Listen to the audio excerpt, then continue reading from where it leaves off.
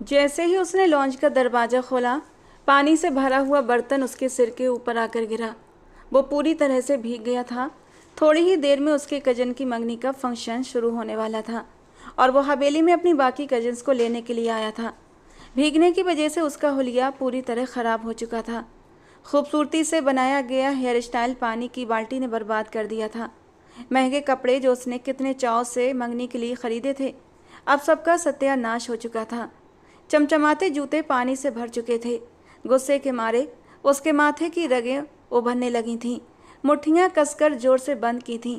हालांकि हर कोई जानता था कि सिकंदर शाह का गुस्सा कितना खतरनाक होता है। उसके बावजूद भी किसी ने उसके साथ ये घटिया शरारत करने की कोशिश की थी, अपने अंजाम की परवाह किए बगैर। उसने एक नज़र उठाकर अपने सामने देखा था, लेकिन सामने अब कोई भी नहीं था सिवाय उस बेवकूफ़ लड़की के। क्योंकि हर कोई सिकंदर शाह के गुस्से को जानता था और अपनी जान बचाने के लिए फ़ौरन मौके से फ़रार हो गए थे। ये मंजर देखकर वहाँ से बाकी लोग तो चले गए थे, मगर फारिया अभी तक अपनी जगह पर जमी खड़ी थी। या तो वो हद से ज़्यादा मासूम थी, या फिर वो इतना ज़्यादा डर गई थी कि उसके दिमाग ने काम करना बंद कर दिया था और सिकंदर शाह का गुस्सा सहने के लिए उसके सामने ही खड़ी थी। हैरानी और बेयकीनी के मिले जुले हाव भाव लिए उसने बेसाख्ता अपना हाथ अपने लबों पर रख दिया। वो सिकंदर भाई, मैं वो ये सब मैं। अगले ही पल उसकी बड़ी बड़ी आंखों में आंसू चमकने लगे थे और हकलाते हुए अपनी सफाई देने की कोशिश कर रही थी, लेकिन शब्द उसकी ज़बान से पूरे पूरे नहीं निकल रहे थे। और जब कुछ बोलने में असमर्थ रही तो नज़र झुकाकर खड़ी हो गई और अपने होठों को दांतों से कुचलते हुए जख्मी करने लगी। दिल जोर जोर से धड़कने लगा था। आज तो शामत पक्की है, ये खड़ूस मुझे नहीं छोड़ेगा। ये तो वैसे ही हर वक्त मिर्ची चबाए रखता है, आज तो इसका स्वागत बहुत अच्छे तरीके से हुआ है। अल्लाह मियाँ मुझे बचा लो इस खड़ूस से, मुझे बचा लो प्लीज़। वो गुलाबी होठों को कुचलती हुई मन ही मन अल्लाह से दुआएं मांग रही थी, लेकिन कुछ दुआएं इतनी जल्दी कबूल थोड़ी होती हैं। उसकी ये दुआ भी कबूल नहीं हुई थी। सिकंदर शाह एक झटके से उसके करीब आया था और उसका बाजू इतनी जोर से दबोचा कि एक सिसकारी उसके नाजुक से लबों से निकल गई थी। आह सिकंदर भाई छोड़े मुझे, दर्द हो रहा है। वो दर्द से बुरी तरह बिलबिला उठी थी, जबकि सिकंदर ने उसका दूसरा बाजू भी अपनी सख्त पकड़ में दबोच लिया था। ये तो तुम्हें पहले सोचना चाहिए था, ये सब करने से पहले। तुम्हें डर नहीं लगा कि मैं तुम्हारा क्या हाल करूँगा? वो इतनी जोर से गुर्राया था कि फारिया ने सहम कर अपनी आंखें बंद कर लीं। ये क्या बदतमीजी की है तुमने? तुम कोई छोटी बच्ची हो? बोलो, जवाब दो, अब खामोश क्यों हो? तुम्हारी ये कैंची की तरह चलती जबान अब बंद कैसे हो गई? वो हद से ज़्यादा गुस्से में आ चुका था। उसका बस नहीं चल रहा था कि उस लड़की को उठाकर किसी ऐसी जगह भेज दे जहाँ से उसकी वापसी नामुमकिन हो जाए। सॉरी, मुझे माफ़ कर दीजिए। उसकी आंखों में आंसू आ गए थे। तुमने मेरा नया सूट ख़राब कर दिया है। उसने एक नज़र अपने सूट पर डाली। तुम्हारी अकल क्या घुटनों में है? प्लीज़ सिकंदर भाई, मेरा हाथ तो छोड़ें, मुझे दर्द हो रहा है। वो बेबसी से बोली थी। पहली बार उसने अपनी आंखें उठाकर सिकंदर के चेहरे को देखा था। बड़ी बड़ी ऑलिव ग्रीन आंखें, एक पल में ही सिकंदर का दिल उन आंखों में डूबकर उभर रहा था। आंसुओं के मोती टूटकर उन आंखों से धीरे धीरे गिर रहे थे। ये एक पल न जाने सिकंदर शाह पर कैसा जादू कर गया था। उसे उसकी आंखों में आंसू बिल्कुल भी अच्छे नहीं लगे। हालांकि कभी भी उसका इस लड़की से दिली लगाव नहीं रहा था, लेकिन इस एक पल में ऐसा जादू था कि वो पूरी तरह उसके जादू में कैद हो गया। जल्दी ही उसने खुद पर काबू पाया था। नहीं, ये सिर्फ एक इमोशनल ड्रामा कर रही है, मुझे ब्लैकमेल कर रही है रो रो कर। हालांकि अच्छे से जानता हूँ इससे ज़्यादा तेज, शरारती और शैतान लड़की पूरी हवेली में नहीं है। उसने गुस्से से उसके बाजू को झटका दिया था और फिर से उसे बुरी तरह जलील करने लगा। सिकंदर भाई, ये सब कुछ मैंने नहीं बल्कि सोनिया ने। उसने अपनी कजिन की तरफ इशारा करना चाहा जो पर्दे की ओट में छुप गई थी। अपना इल्ज़ाम किसी और के सर पर मत डालो फारिया। तुम्हारी इन बेवकूफ़ाना हरकतों से सारा ख़ानदान जानकार है। इस बार तो मैं तुम्हारी दादी के हाथों ऐसी इज्जत अफजाई करवाऊंगा कि दोबारा ऐसी गलती करने से पहले तुम 100 बार सोचोगी। उसने अब अपना सर फिर से झुका लिया था। आंसू खामोशी से उसकी आंखों से टप टप गिरने लगे। क्या हो रहा है यहाँ पर? शहरयार अपने कमरे से बाहर निकला। शोर की आवाज़ सुनकर उसकी नींद खुल गई थी। आंखें लाल थीं। ओ यार, ये तूने क्या हालत बना रखी है। शहरयार की नज़र जब सिकंदर पर पड़ी तो वो बेख्तियार हंस पड़ा। ये देखकर सिकंदर के गुस्से में और भी हवा लगी थी। ये सब कुछ मैंने नहीं बल्कि इस बेवकूफ़ ने किया है। उसने फारिया की तरफ इशारा किया और गुस्से से सीढ़ियाँ चढ़ता हुआ अपने कमरे की तरफ चला गया। उसके जाने के बाद वो अपना चेहरा दोनों हाथों में छुपाकर फूट फूट कर रोने लगी। वो इस वक्त एक छोटी सी स्कूल की बच्ची मालूम हो रही थी। उसे इस तरह से रोते देखकर शहरयार के हाथ पांव फूल गए। ओए लिटिल गर्ल, बात सुनो मेरी, क्यों रो रही हो। शहरयार की जरा सी हमदर्दी पाकर वो और भी फूट फूट कर रोने लगी। अरे अरे, क्या हो गया। उसकी बातों को क्यों सीरियस ले रही हो, वो तो बस ऐसा ही है, गुस्से में कुछ भी बोल देता है। अगर उसकी बातों को दिल पर लिया तो हार्ट अटैक तो पक्का आ जाना है। इसलिए उसकी बातों को एक कान से सुनकर दूसरे कान से निकाल देने में ही भलाई है। शहरयार भाई, उसने अपने आंसू दुपट्टे से पोंछते हुए टूटे हुए लहजे में कहा, मेरी सच में कोई गलती नहीं थी, मैंने इस बार कुछ भी नहीं किया था। वो हिचकियाँ लेती बहुत मुश्किल से बोलने की कोशिश कर रही थी। शहरयार जल्दी से उसके लिए किचन से पानी का एक गिलास भर लाया। हाँ, मैं जानता हूँ गुड़िया, तुम्हारी कोई गलती नहीं थी, लेकिन तुम प्लीज़ इस तरह से मत रो। देखो क्या हाल बना लिया है अपना। तुम्हारा तो मेकअप भी ख़राब हो गया है। अगर इसी हालत में मंगनी में गई ना तो सब लोग तुम्हारा मजाक उड़ाएंगे। भूतनी लग रही हो पूरी, सब लोग मंगनी से डर कर भाग जाएंगे। मजाक करते हुए वो उसका मन बहलाने की कोशिश कर रहा था, लेकिन वो फिर भी चुप नहीं हुई और वहीं सोफे पर बैठकर बुरी तरह से सिसकने लगी। वो उसके साथ ही सोफे पर आकर बैठ चुका था और फिर उसे दिलासा देने लगा। थोड़ी ही देर में इधर उधर छुपी सारी लड़कियां बाहर हॉल में आकर जमा हो गई थीं और फारिया को तसल्ली देने लगीं। यार, तो तुमसे किसने कहा था कि तुम वहीं पर जमी खड़ी रहो।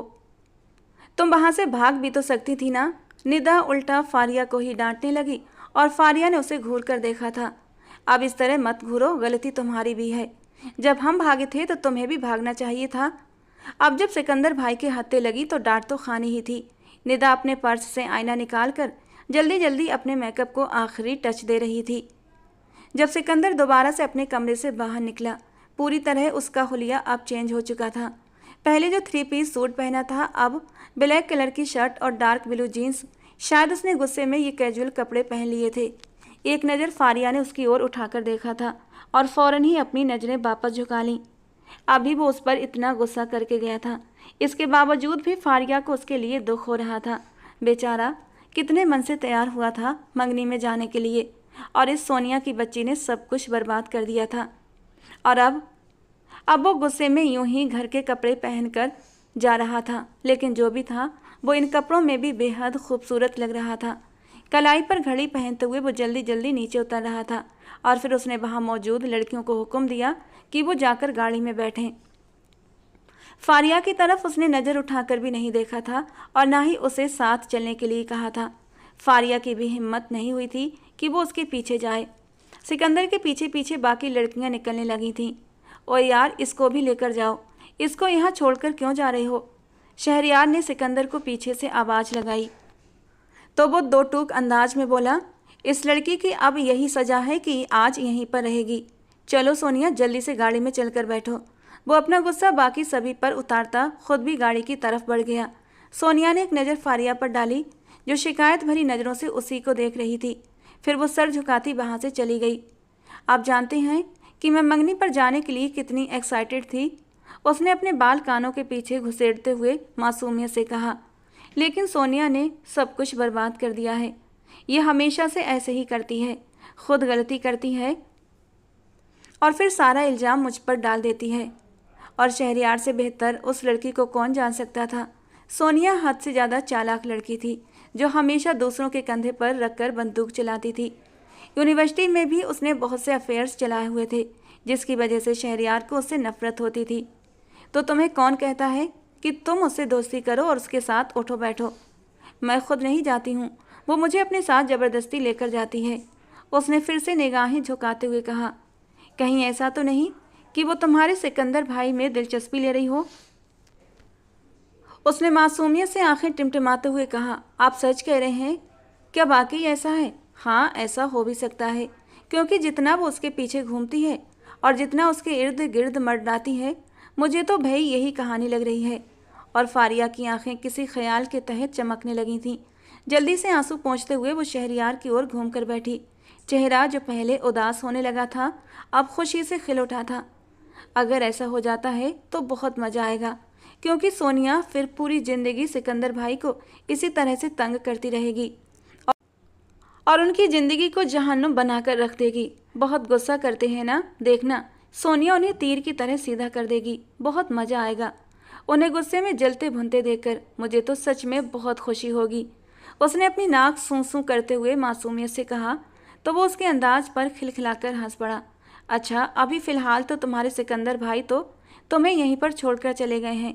मेरी भी नींद ख़राब कर दी उस जलील इंसान ने। अब हवेली में कोई दूसरी गाड़ी भी मौजूद नहीं। बताओ अब हम क्या करें? वो उसकी तरफ सवालिया अंदाज से देखने लगा। कोई बात नहीं शहरयार भाई, हम कोई गेम खेल लेते हैं। रात को मैं उस खड़ूस की दादी से बहुत डांट लगवाऊंगी। देखना आप दादी उसे कितना डांटेंगी। एक दादी का ही तो सहारा था उसके लिए, वरना इस हवेली में कोई भी उसका अपना नहीं था। जिसके अपने माँ बाप नहीं होते, ये दुनिया उसके लिए सबसे पहले पराई हो जाती है। और फारिया के लिए भी ऐसा ही था। बस एक दादी उसके लिए मेहरबान साया थीं, जो नरम गरम धूप से उसे बचा कर रखती थीं। उसे इतनी मोहब्बत और अपनापन देती कि वो अपने माँ बाप के गम को भुला देती थी। लेकिन इस सब के बावजूद भी कोई न कोई आकर उसका दिल तोड़ ही जाता था। क्या आपको कैरम बोर्ड खेलना आता है? वो एकदम खुश होकर बोली। हाँ, मैं खेल तो लेता हूँ, मगर तुम्हें पहले ही वार्निंग दे रहा हूँ कि तुम मुझसे हार जाओगी और फिर बाद में बैठकर रोना शुरू कर दोगी। अरे शहरयार भाई, आपने मुझे क्या समझ लिया है? मैं इतनी भी डरपोक नहीं हूँ, मैं बहुत ही बहादुर हूँ। वो तो मैंने देख ही लिया है। और हाँ, मुझे शहरयार भाई कहकर मत पुकारा करो, मुझे बड़े बुजुर्गों जैसी फीलिंग आती है। तो मुझे मेरे नाम से पुकारा करो। अगर आंटी जी ने सुन लिया तो वो बहुत गुस्सा करेंगी। उसने कानों को हाथ लगाते हुए कहा। नहीं नहीं, वो कुछ भी नहीं करेंगी। मेरी मम्मा जितनी सख्त नज़र आती हैं वो उतनी सख्त नहीं हैं। वो बहुत ही चिल औरत है, तुम बेफिक्र हो जाओ। वो उसको एक बार फिर से पुरसुकून कर चुका था और अब वो दोनों ही बैठे कैरम बोर्ड खेल रहे थे। शहरयार की नज़र बार बार भटककर उसके चेहरे की ओर जाती और फिर उसके गालों पर मौजूद तिल पर रुक जाती। रो रोकर उसने अपना चेहरा गुलाबी कर लिया था, आंखें भी गुलाबी हो रही थीं। इस रूप में वो और भी ज़्यादा हसीन लग रही थी। पहली बार उसका दिल तेज़ी से धड़कने लगा था। वो तो उस लड़की को एक छोटी सी बच्ची समझता था, लेकिन आज उसके जज्बात ही बदल गए थे। जब उसने उसे रोते हुए देखा तो उसने अपने दिल में तकलीफ़ महसूस की। हालांकि ऐसा पहले कभी नहीं हुआ था। क्या वो उससे पहली नज़र के इश्क में गिरफ्तार हो गया था? शहरयार ने खुद से सवाल किया और फिर खुद ही नामे सर हिला दिया। क्या हो गया शहरयार भाई, जोर जोर से सर क्यों हिला रहे हैं? फारिया ने फिक्रमंदी से पूछा तो वो होश की दुनिया में वापस आया। नहीं, कुछ भी नहीं। और अभी मना किया था ना, तो मुझे भाई मत बोला करो। पहली बार उसे फारिया के मुंह से भाई सुनना बिल्कुल भी अच्छा नहीं लग रहा था। हालांकि बचपन से ही वो उसे भाई बोलती चली आ रही थी, लेकिन अब जब जज्बात बदले तो उसे ये भाई शब्द बुरा लगने लगा था। चलो तुम अब अपने कमरे में जाकर आराम करो, मैं भी जाकर सोता हूँ। मेरी तबीयत ठीक नहीं है। जी ठीक है शहरयार भाई, उसने बेचैनी से शहरयार की तरफ देखते हुए कहा। वो एक बार फिर से भूल कर उसे भाई बोल चुकी थी, मगर इस बार शहरयार ने भी गौर नहीं किया, क्योंकि वो अपनी फीलिंग्स के हाथों बहुत ज़्यादा परेशान हो चुका था। उसे अंदाज़ा था कि अगर वो यहाँ पर कुछ देर और रुका तो अपनी नज़रों को बहकने से रोक नहीं पाएगा, और वो उसकी नज़रों में गिरना नहीं चाहता था, क्योंकि वो समझता था फारिया एक मासूम सी लड़की है। 18 साल की वो लड़की अपनी उम्र की लड़कियों से बिल्कुल अलग थी। ना तो उसे जमाने की चालाकियाँ आती थीं और ना ही उसे मर्दों को अपनी तरफ लुभाना आता था, मगर इसके बावजूद भी अल्लाह ताला ने उसे इस कदर हुस्न से नवाजा था कि जो भी उसे देखता वो उसका दीवाना हो जाता था। तुम मंगनी पर क्यों नहीं आई? क्या घर पर रहने का बहुत शौक है? उसको लॉन्ज में बैठे अभी बस थोड़ी ही देर गुजरी थी कि उसे एक जानी पहचानी सी आवाज़ अपने पीछे से सुनाई दी। वो अपनी जगह पर एकदम उछल पड़ी थी। बेयकीनी से सिकंदर के चेहरे की ओर देखने लगी, जो एक बार फिर से वहीं पर मौजूद था। आप यहाँ पर? वो एक बार फिर से सहम चुकी थी। यानी इस इंसान का एक बार गुस्सा करने से मन नहीं भरा जो दोबारा आ गया। उसे अपनी गलती पर अफसोस हुआ। क्या ज़रूरत थी यहाँ पर बैठे रहने की? चुपचाप कमरे में जाकर लेट जाती तो दोबारा से इसके गुस्से को सहना नहीं पड़ता। दिल ही दिल में सोचते हुए वो खुद को ही बुरा भला कहने लगी। चलो जल्दी से, दादी तुम्हारा इंतजार कर रही हैं, उसने निगाहें चुराते हुए कहा। हालांकि दादी जान ने फारिया के बारे में कोई सवाल नहीं किया था, क्योंकि उन्हें पता ही नहीं था कि फारिया आई भी है या नहीं। वो तो शायद यही समझ रही थी कि बाकी लड़कियों के साथ मौज मस्ती में बिजी होगी, और इसीलिए उन्होंने सिकंदर से कोई सवाल जवाब नहीं किया था फारिया को लेकर। उसे खुद ही अपनी गलती का एहसास हो गया था, क्योंकि ये तो उसे भी पता था कि फारिया इस फंक्शन को लेकर कितनी ज़्यादा एक्साइटेड थी। कितने दिनों पहले से वो इस मंगनी के लिए तैयारियां कर रही थी। हालांकि हर कोई उसे झड़क कर रख देता था, लेकिन इसके बावजूद वो सबके साथ पीछे पीछे लगकर मार्केट चली जाती थी, अपने लिए शॉपिंग करती, सबको खुशी खुशी दिखाती थी। लेकिन सब लोग बस ऊपरी नज़र डालकर अपने अपने कामों में बिजी हो जाते, और वो मासूम इतनी सी बात पर ही खुश हो जाती थी। यह एहसास था सिकंदर को, और इसीलिए वो वापस आ गया था। चाह कर भी वो उसकी इस छोटी सी खुशी को उससे छीनना नहीं चाहता था। आपने तो कहा था कि आप मर जाएंगे, मगर मुझे लेने के लिए नहीं आएंगे, उसने आंखें टिमटिमाते हुए कहा। अगर तुम चाहती हो कि मैं दोबारा तुम्हें न डांटूं, तो एकदम खामोशी से गाड़ी में जाकर बैठो, वरना फिर से मैंने तुम्हें डांटना शुरू कर दिया तो मगरमच्छ जैसे आंसू बहाना शुरू कर दोगी। वो उस वक्त उसकी लाल आंखों को देखकर एक लम्हे के लिए नरम तो पड़ा था, मगर फिर जब उसकी नज़र सोनिया पर पड़ी तो वो दोबारा से गुस्सा दिखाने लगा था, और वो नहीं जानता था कि वो सोनिया के सामने ऐसा क्यों कर रहा था। मगर इस बार मुझे आपके साथ नहीं जाना, उसने लापरवाही से बाल हवा में लहराते हुए कहा। तुम कोई मलिका एलिजाबेथ तो नहीं जो इस तरह से नखरे दिखा रही हो, और मैं तुम्हारा नौकर नहीं हूँ जो बार बार तुम्हारे लिए इस तरह परेशान होता फिरूंगा। आपको किसी ने नहीं कहा कि आप मुझे दोबारा लेने के लिए आए, मिस्टर सिकंदर शाह। उसके लहजे में सदा की लापरवाही थी। तुम इस तरह से नहीं मानोगी। वो उसकी तरफ बढ़ा। इससे पहले कि वो उसे अपनी बाहों में उठाता, वो चीखते हुए बोली, ठीक है, जा रही हूँ आपके साथ।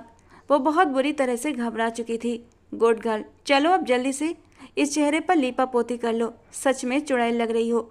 इस तरह लेकर जाऊंगा तो तुम्हारे साथ साथ मेरा भी मजाक बनेगा। वो उसकी आंखों के फैले काजल और उसके लबों की फैली लिपस्टिक देखकर नजरें चुराते हुए बोला था। हालांकि इस रूप में भी वो बेहद हसीन लग रही थी। पहले रुलाते हो, उसके बाद मनाते हो।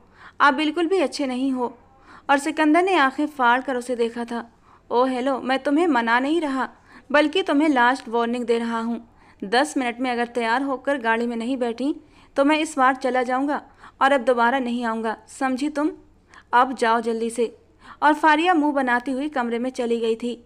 वो तो सिकंदर के सामने यूं ही नखरे दिखा रही थी। हालांकि वो तो खुशी के मारे अंदर से खिल उठी थी कि सिकंदर उसे वापस लेने आया था, और अब वो भी वहां जाकर खूब एंजॉय करेगी। ये सोचते हुए उसने जल्दी जल्दी 10 मिनट से पहले ही खुद को रेडी कर लिया था और गाड़ी की फ्रंट सीट पर जाकर बैठ गई।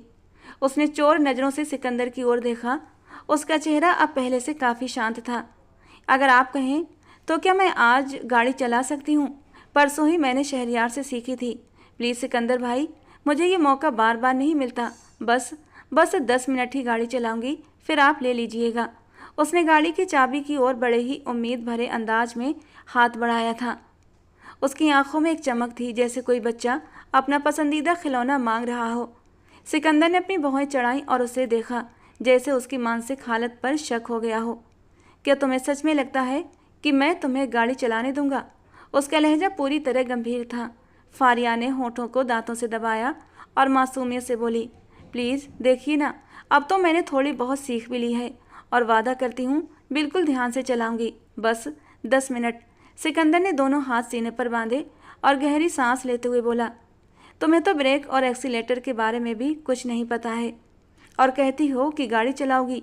फारिया ने झट से जवाब दिया, अब तो पता है, मुझे शहरयार ने सब बता दिया था, और वैसे भी अगर कभी मुझे कुछ हो गया ना, तो फिर आपने ही कहना है। काश मैं उसे जी भरकर जीने देता, उस मासूम की छोटी सी खुशी पूरी कर देता।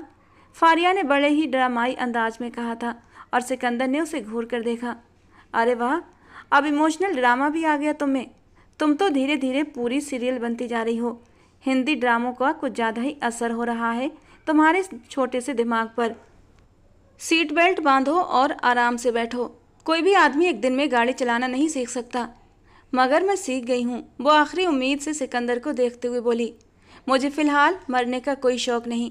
जिस दिन मेरा मन मरने का मूड हुआ, मैं अपनी ज़िंदगी से परेशान हो गया, तो उस दिन मैं तुम्हें कॉल करके बुला लूँगा। फिर हम दोनों लॉन्ग ड्राइव पर चलेंगे। उस दिन तुम अपना ये शौक़ भी पूरा कर लेना। वो खुलेआम उसका मजाक बना रहा था। आप मेरी ड्राइविंग को चैलेंज कर रहे हैं, क्योंकि मैं तुम्हें अच्छी तरह जानता हूँ। 10th में कितने नंबर आए थे तुम्हारे? और ये सवाल सुनकर वो अपना मुंह खिड़की की ओर मोड़ चुकी थी, क्योंकि मैट्रिक में वो 3 पेपर्स में फेल हो गई थी, जिन्हें वो अभी तक क्लियर नहीं कर पाई थी। ज़रूरी नहीं है कि इंसान हर चीज़ में परफेक्ट हो, लेकिन मेरी जान, तुम किसी भी चीज़ में परफेक्ट नहीं हो। वो अनजाने में ही उसे मेरी जान बोल गया था। ये बात उसने तो नोट नहीं की, मगर फारिया का दिल तेज़ी से धड़का था। गाल एकदम से गुलाबी हुए थे। न जाने क्यों सिकंदर के इतने सख्त रवैये के बावजूद भी फारिया का दिल उसकी तरफ से कभी भी बुरा नहीं होता था, बल्कि नज़रें खुद ब खुद सिकंदर की खूबसूरत वजूद पर उठ जाती थीं। इस वक्त भी सिकंदर के होंठों से मेरी जान सुनकर फारिया का दिल ज़ोरों से धड़कने लगा था। अगर उसका चेहरा सिकंदर की ओर होता तो यकीनन वो उसके चेहरे की फैली लाली नोट कर लेता, लेकिन उसका चेहरा खिड़की की ओर था। जैसे तैसे फारिया ने खुद को संभाला था। जी नहीं, मुझे कुकिंग बहुत अच्छे तरीके से आती है। दिल की धड़कनों को संभालती हुई वो अब सीधी होकर बैठी थी और ध्यान से ड्राइविंग करता हुआ सिकंदर हंस पड़ा था। मुझे याद है जब घर पर कोई नहीं था और दादी के कुछ मेहमान आ गए थे, उस वक्त तुमने दाल चावल बनाए थे और तुम उनमें नमक डालना भूल चुकी थी, और रायते में ऐसे भर भर कर मसाले डाले थे जैसे तुमने रायता नहीं बल्कि कोरमा बनाया हो, और दादी साहिबा मेहमानों के सामने शर्मिंदा हो गई थी। उसी दिन मुझे तुम्हारी कुकिंग स्किल्स पर भी एतबार आ गया था। आप मुझसे जलते हैं, इसके सिवा कुछ भी नहीं। जब उसे कुछ भी न बन पाया तो वो ये कहकर मुंह फुलाकर बैठ गई थी, मेरे पास जैसे इसके अलावा दुनिया में कोई और काम नहीं है कि मैं तुमसे जलूँगा। आप बहुत बुरे हैं। आपकी बीवी की किस्मत बहुत ही ख़राब होगी, क्योंकि उसको आप जैसा इंसान मिलेगा। मुझे तो अभी से उस पर तरस आ रहा है। पता नहीं उस बेचारी का कैसे गुजारा होगा। मेरी बीवी तुम्हारी तरह बेवकूफ़ नहीं होगी, वो बहुत ही समझदार होगी। वो उसे आंखें दिखाते हुए बोला, और हूँ कहकर वो अपने मोबाइल की तरफ मुतवज्जो हो गई थी। अचानक ही गाड़ी बीच सड़क पर जाकर रुक गई थी।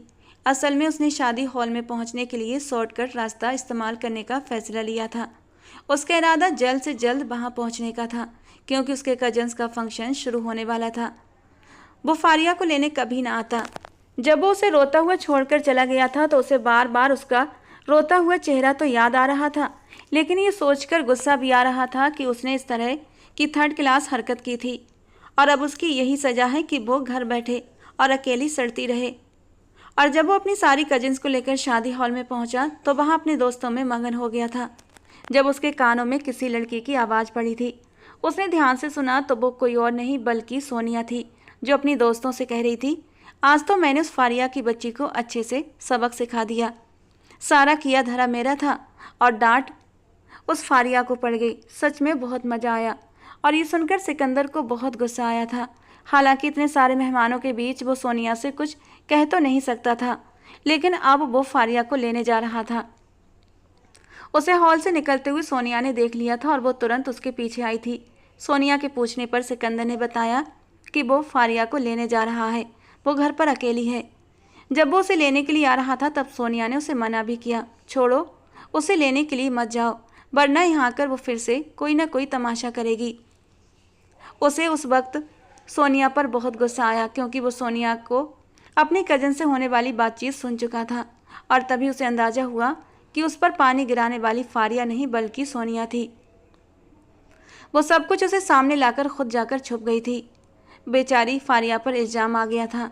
यही वजह थी कि वो अपनी गलती का सुधार करने के लिए उसे दोबारा से हवेली लेने आया था।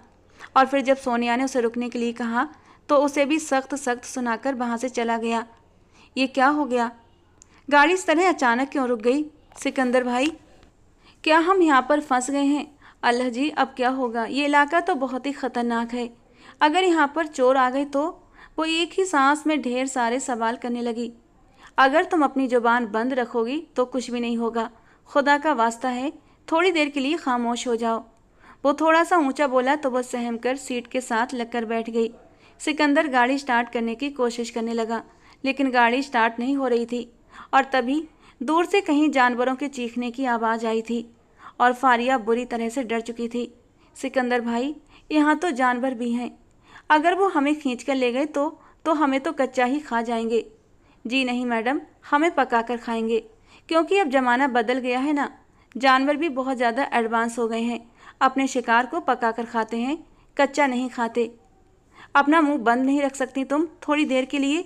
अब तुम्हारी आवाज़ आई तो सच में तुम्हें इन्हीं जानवरों के हवाले कर दूंगा, समझी तुम?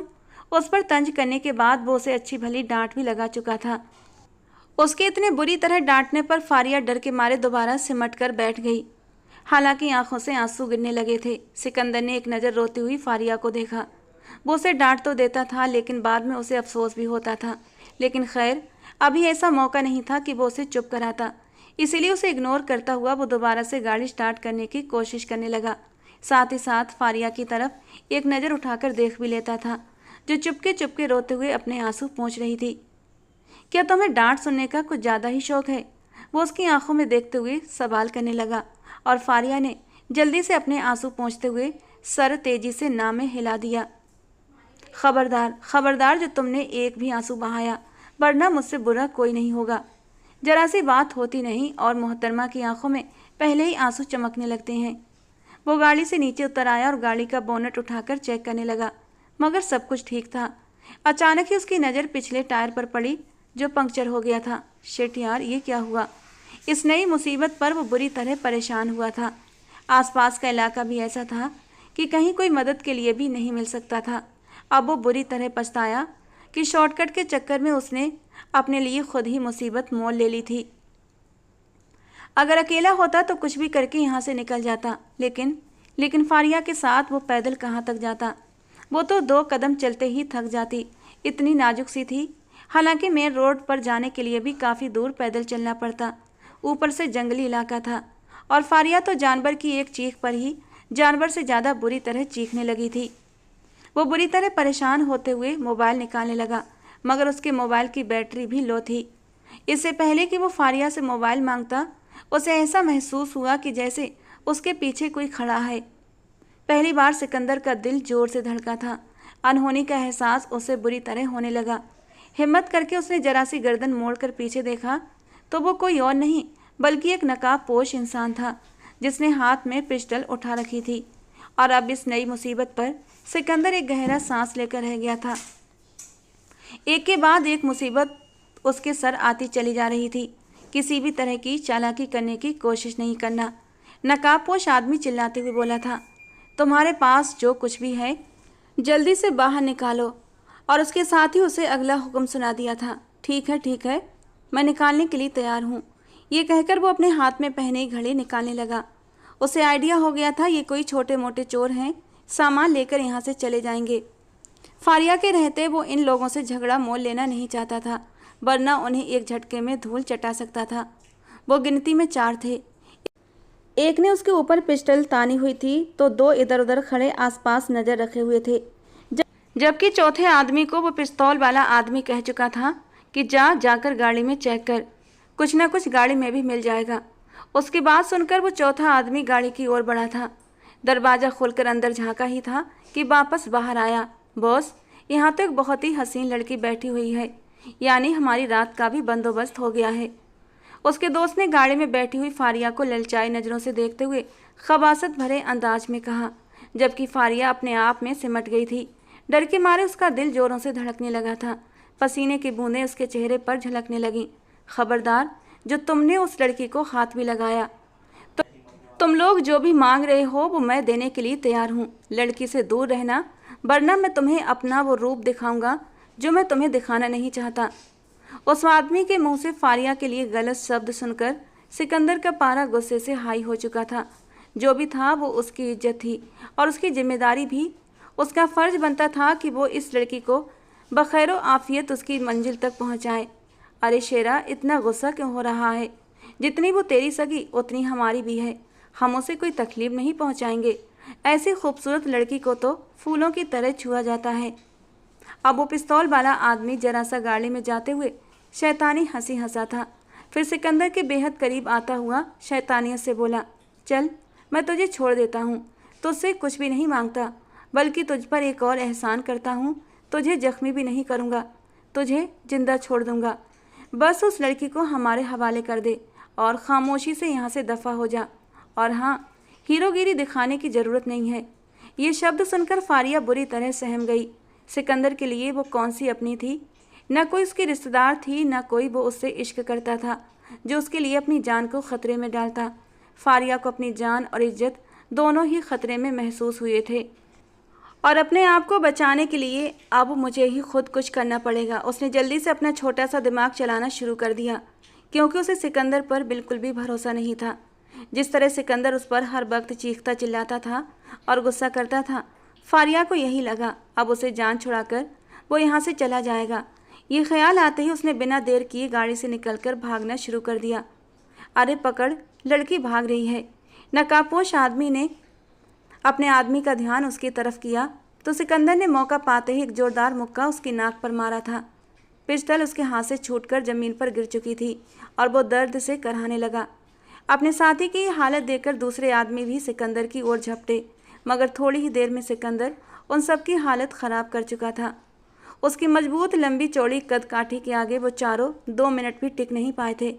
अब ज़मीन पर पड़े बुरी तरह करा रहे थे और अपनी जान की भीख मांग रहे थे, जबकि सिकंदर ने उन सबको वहीं छोड़ा और उस दिशा की ओर दौड़ा जिधर फारिया भागी थी। लेकिन उसका दूर दूर तक कहीं नामो निशान नहीं था। अब उसे फारिया पर सख्त गुस्सा आ रहा था, जिसने बिना सोचे समझे वहाँ से भागना शुरू कर दिया था। ये बेवकूफ़ लड़की आज मेरे हाथों जान से जाएगी, उसने दांत पीसते हुए कहा। वो अब उसे ऊंची ऊंची आवाज़ों में पुकार रहा था, फारिया, फारिया कहाँ हो तुम? वो उसे ढूंढते ढूंढते काफ़ी दूर तक निकल आया था और अब बुरी तरह थक भी चुका था कि तभी वो उसे एक पेड़ के नीचे बैठी रोती हुई नजर आई। और पता नहीं क्यों फारिया को यूं सामने सही सलामत देखकर सिकंदर की जान में जान आई थी। दिल में जैसे सुकून सा उतर गया था। गहरी सांस लेता वो धीरे धीरे कदमों से उसके पास आया था। वो बुरी तरह अपना पाँव पकड़े रो रही थी। वो जो उसे डांटने का इरादा रखता था, उसे यूं रोता और डरा हुआ देखकर उसे डांटने का इरादा छोड़ चुका था और झुककर उसके पैर को अपने हाथों में ले लिया। उसका पाँव पत्थर से टकराने की वजह से उसके पाँव का नाखून उखड़ चुका था और अब वहाँ से खून बह रहा था। दर्द के मारे उसका बुरा हाल था। आंखों के सामने अंधेरा छा रहा था।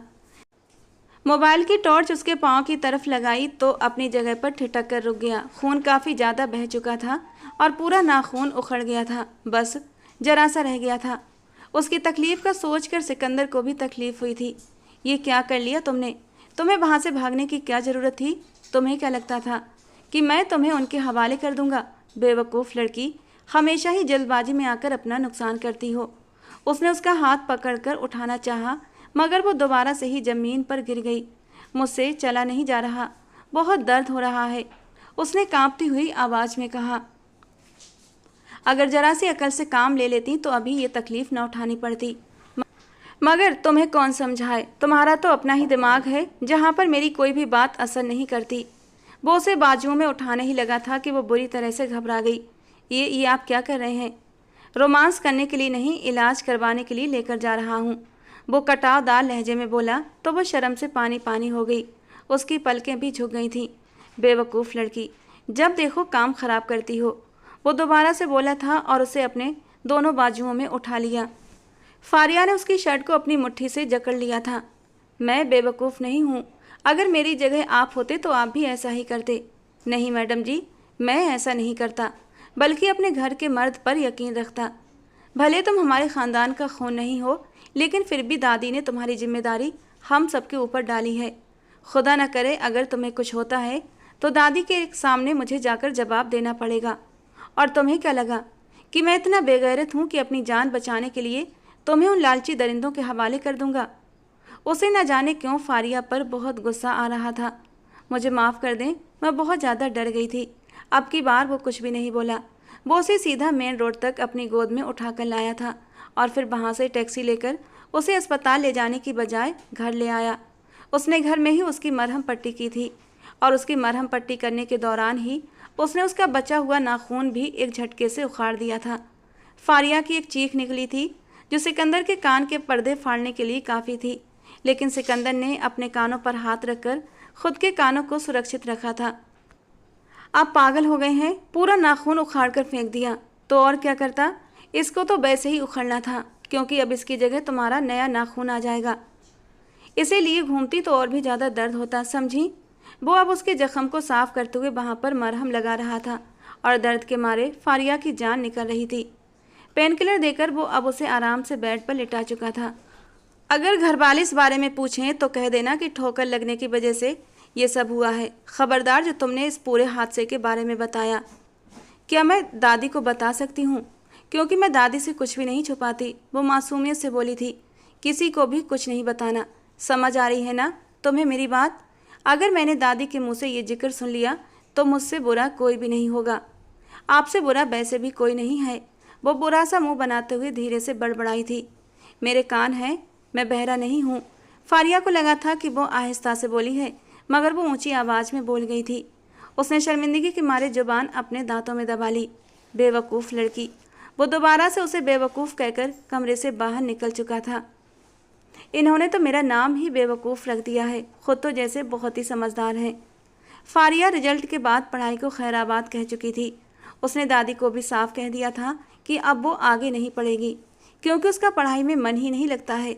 दादी जान हमेशा ही अपना माथा पीटती कि आजकल 10वीं पास लड़कियों के लिए रिश्ते नहीं आते, तो ये तो बड़े मज़े से जवाब देती थी कि मुझे अमीर कबीर रिश्तों की ज़रूरत भी नहीं है।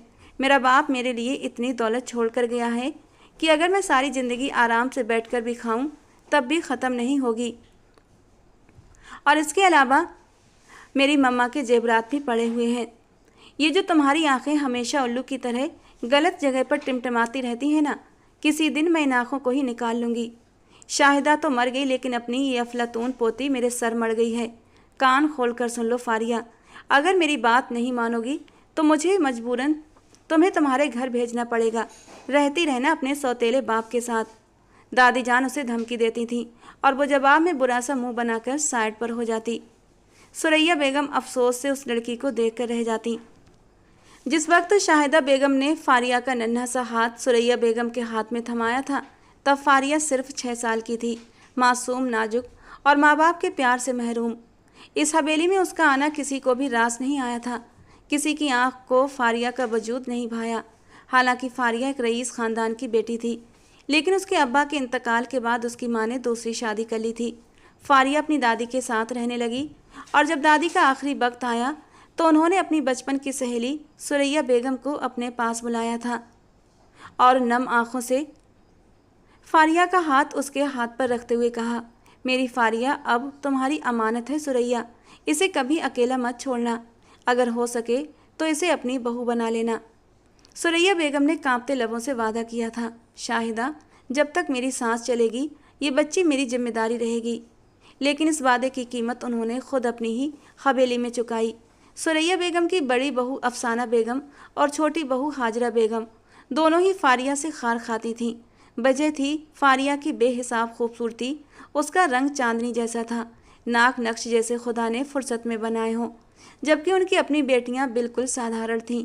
अफसाना बेगम ने एक दिन फुफकारते हुए कहा, अम्मा जी, आप माने या ना माने, इसके बाप की मौत के पीछे इसकी माँ का ही हाथ है। देखा नहीं आपने कैसे इसके बाप को मरने को 4 महीने भी नहीं हुए थे कि अपने आशिक के साथ शादी कर ली।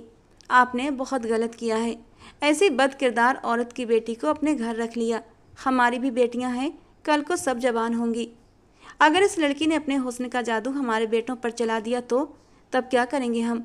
मैं तो कह रही हूँ, ऐसी बदकिरदार औरत की बेटी को मैं अपनी बहू तो क्या घर की नौकरानी भी नहीं बनाऊंगी। सुरैया बेगम हक्की बक्की रह गई। उनका दिल तो फारिया को अपनी आंखों के सामने महफूज रखने का था, लेकिन बहुओं की बातों ने उन्हें बेचैन कर दिया। फारिया को लेकर घर का माहौल इतना बिगड़ गया कि दोनों बहुएं अपने अपने मकान अलग बनाकर रहने लगीं। हालांकि इतनी गनीमत थी कि मकान ज़्यादा दूर नहीं थे, बस 2-4 मकान छोड़कर ही उन लोगों ने अपने मकान बनाए थे और इतनी बड़ी हवेली में रह गए सिर्फ फारिया और दादी। फारिया जो अब धीरे धीरे बड़ी हो रही थी, धीरे धीरे हवेली के माहौल में रस बस गई थी। लेकिन जब भी वो सिकंदर शहरियार को सीधे नाम से पुकारती, सिकंदर जरा सुनिए, तो अफसाना बेगम का खून खौल उठता।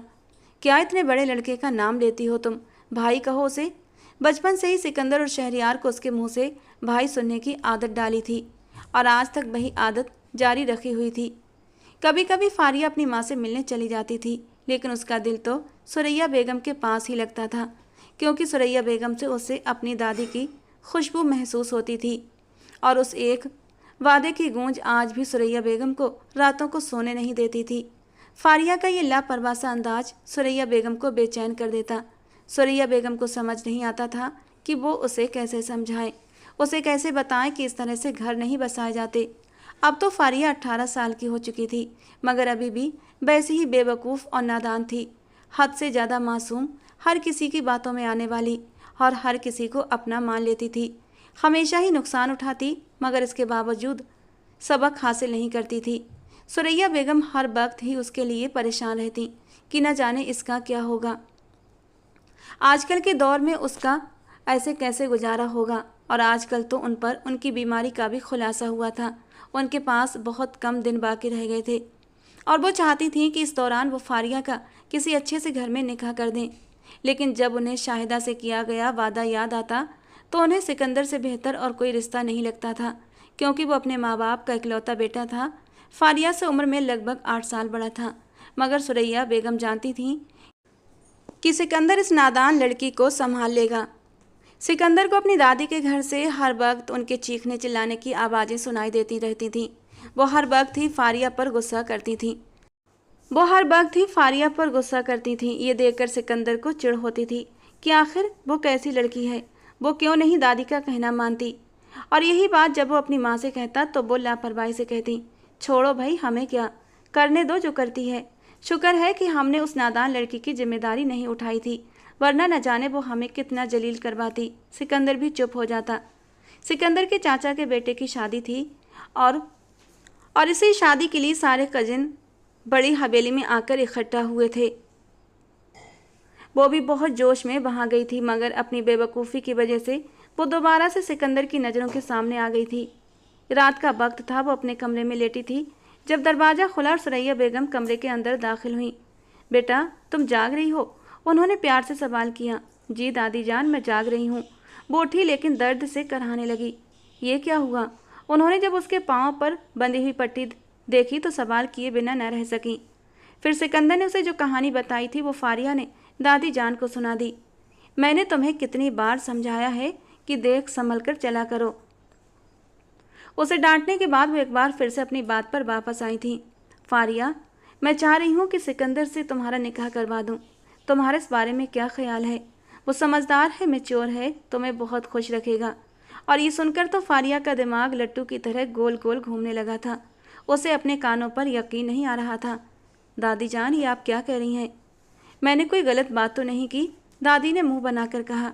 मैं सिर्फ निकाह करने की बात कर रही हूँ। विदाई 2 साल बाद कर लेना, जब तुम 20 की हो जाओ। कम से कम तुम्हारी जिम्मेदारी से फ्री तो हो जाऊंगी। लेकिन फारिया की जान तो उस आदमी के नाम से ही कांप उठी थी। वो मुझसे उम्र में काफ़ी बड़े हैं और मैं अभी शादी। तुमने मुझसे कहा था कि तुम मुझे कभी भी इनकार नहीं करोगी। उन्होंने मजबूती से फारिया का हाथ थाम लिया था। ये फैसला मैंने बहुत ही सोच समझ कर किया है। वो कभी भी शादी के लिए राजी नहीं होंगे दादी, उन्हें मैं बिल्कुल भी पसंद नहीं हूँ। उसने मुंह बनाते हुए कहा। ये तुम्हारी गलतफहमी है। मैंने उसकी आंखों में तुम्हारे लिए पसंद के रंग देखे हैं, उन्होंने उसे तसल्ली देते हुए कहा। आज रात ही उन्होंने सिकंदर के माँ बाप से बात की थी और उन्हें ये भी बातों बातों में समझा दिया था कि शादी के बाद फारिया की सारी जायदाद सिकंदर को ही मिलेगी, जिस वजह से अफसाना बेगम तो एकदम खुश हो गई थी और उसे अपनी बहू बनाने के लिए भी बेचैन थी। अगले दिन जब ये बात सिकंदर को बताई गई तो वो सन रह गया। दिल की धड़कन जैसे एक पल को थम सी गई थी। पता नहीं क्यों उसके भीतर एक अजीब सी खुशी की लहर उठी थी, लेकिन अगले ही पल उसने खुद को झटक दिया। मैं पागल हूँ क्या? मैं उस बेवकूफ़ सी लड़की के साथ पूरी ज़िंदगी कैसे काट सकता हूँ? जज्बात में आकर मैं कोई फ़ैसला नहीं करूँगा। अपनी ज़िंदगी बर्बाद करने से अच्छा है मैं सारी ज़िंदगी कुंवारा रह जाऊँ। उसने गुस्से से कहा। मम्मा, आप जाकर दादी को साफ साफ मना कर दें। मैं उस बेवकूफ़ पागल लड़की से शादी नहीं करूँगा। 10वीं फेल है वो, न बात करने का ढंग, न ज़िंदगी जीने का सलीका। मैं कोई खिलौना हूँ क्या जो दादी की जिद पर किसी के भी हाथ में सौंप दिया जाऊँ? उसकी माँ ने उसे समझाने की कोशिश की, सिकंदर होश में फैसला करो, तुम जानते भी हो फारिया से शादी करके तुम कितने फ़ायदे में रहोगे। पैसों के लिए वो उस नादान लड़की को बर्दाश्त तो कर ही सकता था। अब उसका दिमाग तेजी से काम कर रहा था, मगर इसके साथ ही उसने फारिया को बताना मुनासिब समझा कि ये शादी सिर्फ और सिर्फ दादी की वजह से कर रहा हूँ, क्योंकि दादी जान की तबीयत बहुत ज़्यादा ख़राब रहने लगी है और वो तुम्हारे लिए बहुत परेशान है। बस इसीलिए दादी को दिखावे की खातिर मैं तुमसे शादी कर रहा हूँ। दादी की ख़राब तबीयत का सुनकर वो खुद भी बहुत ज़्यादा बेचैन हो गई थी। वो उन्हें अकेला छोड़कर जाना नहीं चाहती थी, मगर उसकी दादी ने उसे तसल्ली दी कि मैं अपने छोटे बेटे के पास चली जाऊंगी। मुझे तुम्हारी शादी की फ़िक्र है। अगर ये फ़िक्र भी ख़त्म हो गई तो मैं सुकून से अपनी बाकी की ज़िंदगी जी सकूंगी। अपने कजन की शादी को वो ठीक तरह से एंजॉय भी नहीं कर सकी थी, क्योंकि उसके पाँव का दर्द उसे चैन नहीं लेने दे रहा था। दूसरी तरफ जब शहरयार को उसकी शादी के बारे में पता चला तो उसने बहुत बाबेला मचाया, मगर किसी ने भी उसकी बात नहीं सुनी। चंद ही दिनों में सिकंदर के साथ उसका निकाह हो गया था। वो दुल्हन बनी उसके कमरे में बैठी थी। उसे ये सब कुछ किसी फिल्म का सीन लग रहा था। अपनी गुस्सीली तबीयत के बावजूद भी सिकंदर कहीं न कहीं फारिया के दिल में बसता था, और आज वो सचमुच उसके नाम से जुड़ चुकी थी। यह एहसास अंदर ही अंदर फारिया को सुकून दे रहा था, लेकिन वो सिकंदर के हवाले से डर भी रही थी। हर वक्त तो गुस्सा करते हैं, जब देखो डांटते रहते हैं। अब जब शादी हो गई तब तो मुझे मारने से भी बाज नहीं आएंगे, लेकिन मैं भी फारिया हूँ। अगर उन्होंने मुझे मारा तो मैं भी पीछे नहीं हटूंगी, अपने नाखूनों से उनका मुंह नोच लूँगी। दूसरी तरफ सिकंदर अपने दिल में कुछ बदलता हुआ महसूस कर रहा था। अब उसे उस लड़की से चिढ़ नहीं होती थी, बल्कि वो लड़की उसे प्यारी और दिल के करीब लगती थी। आज जब उसने उसका दुल्हन बना रूप देखा तो वो हर तरह का वादा भूल गया था। उसकी माँ ने उसे सख्ती से मना किया था, मैं इस लड़की से तुम्हारी औलाद नहीं चाहती। बद किरदार माँ की बद किरदार लड़की, उसकी कोख से तुम्हारी औलाद पैदा करवाकर मैं अपने ख़ानदान की नस्ल को गंदा नहीं करना चाहती। इसे सिर्फ और सिर्फ दौलत के लिए इस घर में लाया गया है। जैसे ही तुम्हारी दादी जान का इंतकाल होगा तुम इस लड़की को छोड़ दोगे और मैं इसकी शादी कहीं और करवा दूंगी। उसकी मासूमियत से घायल होने की ज़रूरत नहीं है और ना ही उसके पास जाने की। वो अपनी माँ की कही हुई सारी बातें भूल चुका था। उसने बहुत ही आहिस्तगी से उसका दुपट्टा उसके सर से सरकाया और उसके माथे पर अपने सुलगते होंठ रख दिए। उसके गर्दन में मुंह दिखाई की चैन पहनाते हुए उसकी मुलायम गर्दन को अपनी उंगलियों से छू गया। बहुत प्यारी लग रही हो। वो आंखों में मदहोशी के रंग लिए उसके चेहरे के हर नक्श को छू रहा था। हर वक्त तो गुस्सा करने वाले इंसान के मुंह से ये प्यार भरी बातें फारिया को बिल्कुल भी हजम नहीं हो रही थीं। वो तो कुछ और ही सोचे बैठी थी, लेकिन सिकंदर तो उस पर अपनी चाहतें लुटा रहा था। उसके चेहरे को अपने हाथों के प्याले में भरते हुए उसकी कांच जैसी ग्रीन आंखों में झांकने लगा और फिर बेख्तियार अपने होंठ एक एक करके उसकी दोनों आंखों पर रख दिए। वो एकदम ही बेचैन हो गई थी। सिकंदर उसके मुंह से एकदम निकला, मगर जल्दी ही सिकंदर ने उसके होठों पर उंगली रख दी। खुदा का वास्ता है, निकाह तो ख़राब ना करो। सिकंदर ने मासूमियत से उसके चेहरे की तरफ देखते हुए कहा, आपने तो कहा था ये सब कुछ सिर्फ और सिर्फ एक ड्रामा होगा, दादी को दिखाने की खातिर। मुझे तुम्हारी आवाज़ ना आए। अब जब इतनी खूबसूरत बीवी इतने करीब हो तो कौन कम बख्त होगा जो इस शादी को ड्रामे का नाम देगा। मैं तुम्हारे करीब आना चाहता हूँ फारिया, तुम्हारे हुस्न में डूब जाना चाहता हूँ। पहली बार एहसास हुआ कि इस दिल को तुम्हारे होने से ही सुकून मिलता है। यकीन ना हो तो छूकर महसूस करो, तुम्हारी कुर्बत की चाह में कैसे ज़ोर ज़ोर से धड़क रहा है। उसने फारिया का हाथ उठाकर अपने सीने पर रख दिया और फारिया तो शर्म के मारे अपनी पलकें झुका गई थी।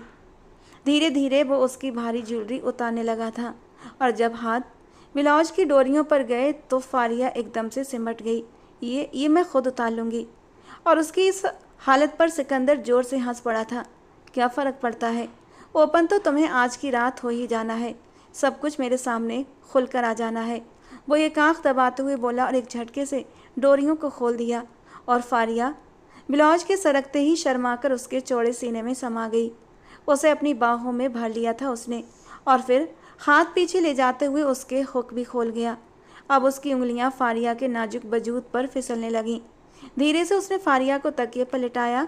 लैंप की रोशनी मध्यम करता वो उसकी धड़कनों से हर पर्दा हटा गया और अगले ही पल उसकी मुलायम धड़कनों पर आता हुआ बुरी तरह जुनूनी हुआ था और अगले ही पल उसकी मुलायम धड़कनों को अपने दांतों में लेता हुआ हल्के से दबा गया और फारिया बुरी तरह मचल उठी थी। उसके पहलू में लेटता हुआ वो उसे अपने सीने से चिपका गया। सिकंदर, दादी सो तो गई होंगी ना? अचानक से दादी का ख्याल आया तो वो सिकंदर से पूछ बैठी। क्यों? तुम क्यों पूछ रही हो? वो उसके बालों में चेहरा छुपाते हुए उसकी खुशबुओं को महसूस करने लगा। सिकंदर, दादी सोने से पहले मुझे अपने पैरों की मालिश करवाती हैं, तभी उन्हें नींद आती है। मुझे लगता है कि दादी के सोने तक मुझे दादी के पास रुकना चाहिए। वो एकदम बेचैन हुई थी और सिकंदर का जी चाहा अपना सर पीट ले। बेवकूफ़ लड़की, आज तुम्हारी सुहागरात है, कुछ तो ख्याल करो। जाइए, मैं आपसे बात नहीं करती। उसने मुंह बिसूरते हुए सिकंदर से दूर हटने की कोशिश की, लेकिन सिकंदर ने उसे खुद में और भी जोर से भींच लिया। आज की रात नाराज़ होने का बिल्कुल भी हक नहीं है मेरी जान, वो उसे अपने लबों से छूते हुए बोला। आप मुझे हर वक्त बेवकूफ़ कहते हैं और मुझे अच्छा नहीं लगता। सॉरी बाबा, आज से नहीं कहूँगा। सच्ची? वो एकदम खुश हुई थी, एकदम सच्ची मुच्ची। और पता है क्यों? क्योंकि कल से ही तुम दोबारा से पढ़ाई शुरू कर रही हो। तुम्हारा एडमिशन कराऊंगा मैं, और इस बार तुमने पास होकर दिखाना पड़ेगा, समझी तुम? सिकंदर, ये पढ़ाई बढ़ाई मुझसे नहीं होती, मैंने नहीं पढ़ना। पढ़ना तो तुम्हें पड़ेगा, वरना तुम फिर से मेरा गुस्से वाला रूप देखोगी। कहते हुए वो उसके नरम मुलायम होठों पर झुक चुका था और इतनी शिद्दत से उसका जाम पीने लगा कि वो बुरी तरह से तड़पती उसके कॉलर को पकड़ गई। जैसे जैसे रात सरकती जा रही थी वो उसमें मगन होता जा रहा था। वो अपनी माँ की हर बात को भुला चुका था। उसे सिर्फ इतना पता था कि उसकी बाहों में एक बहुत ही प्यारी, खूबसूरत और एकदम अनछुई लड़की मौजूद है। एक मर्द को इससे ज़्यादा और क्या चाहिए होता है कि उसकी बीवी खूबसूरत हो और शरीफ हो। उसे भी वही लड़की मिल चुकी थी। और जहाँ तक उसके निकम्मे होने का सवाल था, तो अब सिकंदर को इस चीज़ से कोई फ़र्क नहीं पड़ता था। जब वो सुबह सोकर उठा तो वो खुद को चादर के जरिए छुपाने की कोशिशों में बुरी तरह हलकान हो रही थी। सिकंदर ने उसका बाजू पकड़कर दोबारा से उसे अपनी ओर खींच लिया तो वो उसके सीने से जा लगी। सिकंदर, प्लीज़ ना करें, मैं पूरी रात सो नहीं पाई हूँ, वो मुंह बनाते हुए बोली। तो मेरी जान, ये तो कुछ भी नहीं है। अब तो तुम्हें हर रात यूं ही जागते हुए गुजारनी पड़ेगी। और शादी की रातों में कौन बदबख्त सोता है? वो उसे जानबूझकर तंग कर रहा था क्योंकि जानता था कि वो नींद की कितनी पक्की है। नहीं, वो एकदम से चिल्ला उठी। सिकंदर ने बेसाख्ता उसके लबों पर हाथ रख दिया। क्यों चिल्लाकर दूसरों को गलतफहमी में डाल रही हो? जहाँ पर चिल्लाना था तब तो तुम चिल्लाई नहीं थी, बल्कि मीठी मीठी सिसकियाँ लेते हुए मुझे और भी मदहोश कर रही थी। और अब? वो उसकी आंखों में देखते हुए शरारत से बोला तो वो एकदम फिर से शर्मा गई थी। आप बहुत ही बेशर्म हैं। अभी तो तुमने मेरी बेशर्मी देखी ही कहाँ है। इससे पहले कि वो एक बार फिर से उस पर झुकता, दरवाजे पर दस्तक हुई। वो उससे दूर हटी और भागकर वॉशरूम चली गई। सिकंदर ने जाकर दरवाज़ा खोला। उसके लबों पर फैली हुई मुस्कुराहट को देखकर उसकी माँ को थोड़ा अजीब लगा। क्या हुआ? सब ठीक तो है ना? क्या तुमने उसे उसकी औकात बता दी ना? उसकी माँ ने उसे सवाल करना शुरू कर दिए। क्या हो गया है मम्मा आपको? ये किस तरीके की बातें कर रही हैं? अगर मेहमानों ने सुन लिया तो हंगामा हो जाएगा, उसने बेजारी से कहा। तुम्हें मैंने जो कुछ कहा है वो याद रखना। खबरदार, खबरदार, जो तुमने उस लड़की को वो मकाम दिया। सिकंदर का दिल कर रहा था कि वो उन्हें बता दे कि वो उसे अपनी बीवी स्वीकार कर चुका है और वो उसकी मासूमियत के सामने हथियार फेंक चुका है, क्योंकि वो उसके साथ गलत करने की हिम्मत नहीं रख पाया। लेकिन फ़िलहाल वो चुप रहा था। आज दोनों का वलीमा था और उस पर खूब रूप चढ़ा था। सब लोग ही उसकी तारीफ़ कर रहे थे। सिकंदर के पहलू में बैठी वो बहुत ही प्यारी लग रही थी। जब वो शर्माती तो उस पर बेइंतहा प्यार आता था। सिकंदर का दिल कर रहा था कि उसे अपने अंदर कहीं छुपा ले, कि उसे किसी की नज़र न लग पाए। जब वो शहरियार को अपनी बीवी को देखते पाता तो उसके दिल में दर्द उठा। वो कमरे में शीशे के सामने खड़ी तैयार हो रही थी जब वो उसके पीछे जाकर खड़ा हुआ और अपने हाथ उसके आसपास लपेट लिए। तुमने मुझ पर ऐसा कौन सा जादू कर दिया है कि मुझे तुम्हारे अलावा कुछ नज़र ही नहीं आता? वो उसके कानों की लब को अपने दांतों में दबाते हुए बोला तो वो तड़प कर पीछे हटी। क्या करते हैं आप? क्या करता हूँ मैं? वो उसी के अंदाज में घबराए हुए लहजे में बोला तो न चाहते हुए भी वो मुस्कुरा पड़ी। आप मुझे तंग कर रहे हैं मेरी जान, ये तो कुछ भी नहीं है। तुमने अभी तक मुझे ठीक तरह से मौका ही कहाँ दिया है तंग करने का। जब दोगी तब मैं तुम्हें बताऊंगा। वो दोबारा से उसकी साड़ी का पल्लू हटाकर अपनी तरफ खींच चुका था। वो आंटी, वो एकदम से चिल्लाई तो एकदम से पीछे की तरफ हटा, लेकिन दरवाजे पर कोई भी नहीं था। अब तुम मुझसे नहीं बच सकती हो। वो उसके पीछे भागा, मगर इससे पहले कि वो उसे पकड़ पाता वो कमरे से भाग चुकी थी। दादी जान उसके पास आई हुई थी। तुम लोग हनीमून के लिए कहाँ जा रहे हो? इससे पहले कि उसकी माँ इनकार करती सिकंदर खुद ही बोल पड़ा। दादी जान, सोच रहा हूँ कि स्विट्जरलैंड चलते हैं, वहाँ का मौसम बहुत अच्छा है और व्यू भी बहुत प्यारा है। तुम इस बारे में क्या कहती हो? उसने फारिया से सवाल किया तो वो एक बार फिर से शर्मा गई और अफसाना बेगम गुस्से के मारे बल खाकर रह गईं। वो अपने बेटे के तेवर देखकर सब कुछ समझ रही थी। शाम का वक्त था। वो किचन में गई तो अचानक उसके हाथ से कांच का गिलास गलती से टूट गया और इसी बात पर उसकी माँ उसे जलील करने लगी। वो किचन में खड़ी फूट फूट कर रो रही थी। जब सिकंदर अंदर दाखिल हुआ तो उसे रोते देखकर बेचैन हो गया। क्या हो गया है मम्मा आपको? एक गिलास ही तो था। ये मनहूसियत की निशानी होती है सिकंदर। खुदा का वास्ता है मम्मा, पुराने वक्तों वाली बातें ना किया करें। आजकल के दौर में कोई भी इन चीज़ों पर यकीन नहीं रखता। उसने फारिया का सर अपने सीने से लगाया और उसे तसल्ली देते हुए बोला, तुम कमरे में जाकर आराम करो, मैं अभी आता हूँ। ये तुम्हें क्या हो गया है सिकंदर? क्या तुम अपनी माँ की बातें भूल गए हो या फिर तुम्हारी बीवी तुम्हें अपने काबू में कर चुकी है? मुझे तुमसे ये उम्मीद नहीं थी कि तुम यूं नामर्दों की तरह डर जाओगे। खुदा का वास्ता है मम्मी, खामोश हो जाएं। आप ये किस तरह की बातें कर रही हैं? आपको अंदाज़ा भी है कि आप इस वक्त अपने बेटे से बात कर रही हैं? और जहाँ तक उस पर जुल्म करने का सवाल है तो माफ़ कीजिए, मैं ऐसा नहीं कर सकता। हाँ, मैं जानता हूँ कि दौलत की वजह से मैंने उससे निकाह करने की हामी भरी थी, लेकिन इस निकाह के पीछे कहीं ना कहीं मेरी फारिया के लिए मोहब्बत भी छुपी हुई थी। मुझे अब जाकर एहसास हुआ कि मैं फारिया से न जाने कब से मोहब्बत करता हूँ, लेकिन बस इस बात को मानने से इनकारी था। मगर जब मैंने उसकी आंखों में मासूमियत देखी तो मैं खुद को रोक नहीं पाया। मैं उसे अपनी बीवी तस्लीम कर चुका हूँ और मुझे उम्मीद है कि आप भी उसे अपनी बहू तस्लीम कर लेंगी। ऐसा कभी भी नहीं हो सकता है। तो फिर ठीक है, अगर आपने ऐसा न किया तो आप अपने बेटे को खो देंगी, हमेशा हमेशा के लिए। क्योंकि अगर आपने उसे इज्जत ना दी तो मैं भी यहाँ पर नहीं रहूँगा। वो उसकी सारी बातें सुन चुकी थी। जब वो कमरे के अंदर दाखिल हुआ तो वो टूटे हुए लहजे में बोली, आपको अपनी माँ के साथ इस तरह से बात नहीं करनी चाहिए थी। आपको अपनी माँ की बात मान लेनी चाहिए थी। मेरा क्या है, मैं तो दोबारा दादी के पास चली जाती। वो सर झुकाए बोल रही थी। आंसू टप टप उसके गोद में रखे हाथों पर गिर रहे थे। मेरी माँ इस वक्त गलती पर है और मैं जानता हूँ कि बहुत जल्द उनको अपनी गलती का एहसास हो जाएगा। और अगर उन्होंने मुझे कभी भी कबूल न किया तो क्या आप मुझे छोड़ देंगे? वो मासूमियत से उसके चेहरे की तरफ देखते हुए बोली, मैं सांस लेना तो छोड़ सकता हूँ मेरी जान, मगर तुम्हें नहीं छोड़ सकता। वो उसे एक बार फिर से अपने सीने से लगा चुका था। उसकी माँ के लाख इनकार के बावजूद भी वो उसे लेकर अपने साथ लेकर स्विट्जरलैंड गया था। उन्होंने एक दूसरे के साथ बहुत अच्छा वक्त गुजारा। आज से पहले वो कभी भी घर से बाहर नहीं निकली थी, क्योंकि सुरैया बेगम ने उसे इजाज़त ही नहीं दी थी। अब वो उसके साथ बहुत बहुत ज़्यादा एंजॉय कर रही थी। वो छोटी छोटी बातें उसे शेयर करती, छोटे छोटे मोमेंट्स एंजॉय करती। जब सिकंदर उसे हंसता हुआ देखता तो उसे यूँ महसूस होता था जैसे उसे जमाने भर की खुशी मिल गई हो। उसने उसकी जायदाद में से एक फूटी कौड़ी भी नहीं ली थी, बल्कि सब कुछ उसके अकाउंट में ट्रांसफ़र कर दिया था, क्योंकि अब वो उससे सच्चा प्यार करने लगा था। और जब सिकंदर ने उसका एडमिशन करवाया तो फारिया ने बिल्कुल भी मना नहीं किया था। वो खुशी खुशी राजी हो गई थी, क्योंकि उसे खुद भी अच्छा नहीं लगता था कि एक पढ़े लिखे मर्द की बीवी 10वीं फेल हो। वो दिन रात मेहनत करती थी, किताबों में सिर गाड़े रहती। सिकंदर भी उसकी पढ़ाई में मदद करता था, कभी सवाल समझाता तो कभी नोट्स बनवा देता। दोनों की शामें अब किताबों के बीच बीतने लगी थीं और फारिया के चेहरे पर वो आत्मविश्वास लौटने लगा था जो कभी हालात ने उससे छीन लिया था। उसे पढ़ते और उसे स्कूल जाते देखकर अफसाना बेगम मुंह बनाती थी। शर्म नहीं आती तुम्हें? शादी हो गई है तुम्हारी और तुम हो कि छोटे बच्चों की तरह स्कूल जाती हो। और वो बस मुस्कुराकर रह जाती।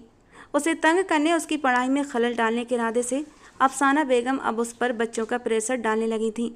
शादी को 6 महीने हो गए हैं, लेकिन अभी तक तुमने कोई भी खुशखबरी नहीं सुनाई। और वो घबरा जाती। सिकंदर से कहती तो वो समझा देता, टेंशन मत लो फारिया, अभी हम बच्चा प्लान नहीं कर सकते, अभी तो तुमने बहुत पढ़ना है, बहुत सारा। 10th क्लास के पेपर हुए तो वो जी जान से मेहनत करने के लिए लग चुकी थी और वाकई उसने कर दिखाया। वो बहुत अच्छे नंबरों से पास हुई थी। सिकंदर बहुत खुश था। बाकी पढ़ाई अब वो घर बैठकर करना चाहती थी और सिकंदर भी इस बात पर राजी हो गया था। 2 महीनों के बाद वो उम्मीद से हो गई थी और सिकंदर बुरी तरह परेशान हुआ। ये सब नहीं होना चाहिए था फारिया। तुम चिंता मत करो सिकंदर, मैं मैनेज कर लूँगी, तुम होना मेरे साथ। प्यार से उसने सिकंदर के कंधे पर सर रख दिया था। सिकंदर इस खबर से खुश तो था, लेकिन वो इतनी जल्दी बच्चा नहीं चाहता था। लेकिन शायद किस्मत को यही मंजूर था। सिकंदर की मोहब्बत ने उसे और भी निखार दिया था। और जहाँ तक दादी की बीमारी का सवाल था तो वो एक बार फिर से सेहतमंद हो गई थी। फारिया की सास को जब ये पता चला कि वो उनके पोते को इस दुनिया में ला रही है तो उन्होंने भी अपनी हर नाराज़गी ख़त्म कर दी और उसके अच्छे व्यवहार को देखते हुए उसे अपनी बहू स्वीकार कर ही लिया। फारिया को और क्या चाहिए था, अब वो अपनी ज़िंदगी में बहुत खुश थी। दोस्तों, आज की हमारी कहानी आपको कैसी लगी कमेंट बॉक्स में ज़रूर बताना। पसंद आई हो तो प्लीज़ लाइक करना। रोज़ एक नई और रोमांटिक कहानी के लिए हमारे चैनल को सब्सक्राइब करना। मिलते हैं दोस्तों अगली किसी नई कहानी के साथ।